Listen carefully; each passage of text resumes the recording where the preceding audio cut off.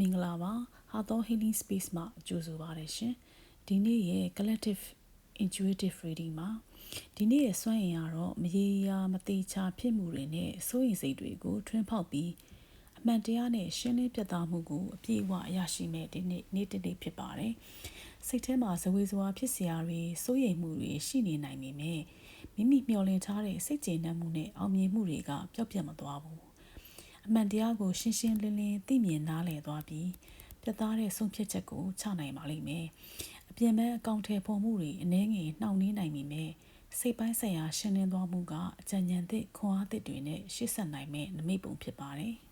။ဒီကနေ့ရဲ့ affirmation ကငါဟာမရေမရာဖြစ်မှုတွေကိုအမှန်တရားနဲ့ရှင်းလင်းပြသစွာထွန်းဖောက်မြင်နိုင်ပါတယ်။အပြင်ပန်းနှောင့်နှေးမှုတွေကငါရဲ့စိတ်ကျေနပ်မှုကိုမတားဆီးနိုင်ပဲငါရဲ့ရှင်းလင်းတဲ့အသိဉာဏ်နဲ့ယုံကြည်စွာရှေ့ဆက်ပါတယ်လို့ရွတ်ဆိုပြီးတော့စိတ်ခွန်အားကိုတိဆောက်နိုင်ပါတယ်ရှင်။